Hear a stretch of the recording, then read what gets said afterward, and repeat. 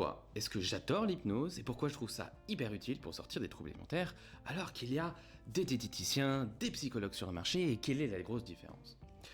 Dans mon métier, mon job, moi qui suis spécialisé uniquement sur les troubles alimentaires, nous allons gérer les émotions. Nous allons gérer pourquoi j'ai un sentiment de vide, de stress, de manque de confiance en moi, qui va générer une pulsion et me donner envie de manger.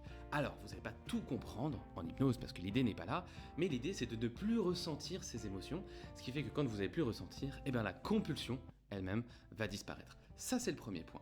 Le deuxième point, on a besoin de faire un peu de pédagogie parce que vous avez tendance à manger alors que vous n'avez pas faim dans l'estomac, et donc de savoir quelle est la différence entre la faim dans l'estomac, la faim dans la bouche, le sentiment de satiété et comment le respecter.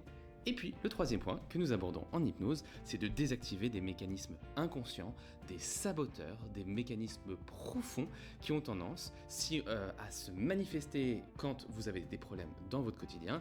Et si nous n'allons pas dans un état profond d'hypnose, ça va être très difficile de retirer 95% de ce qui génère vos troubles alimentaires dans un niveau inconscient. Voilà, posez-moi vos questions et je vous développerai encore plus dans une prochaine vidéo. Pensez à vous abonner.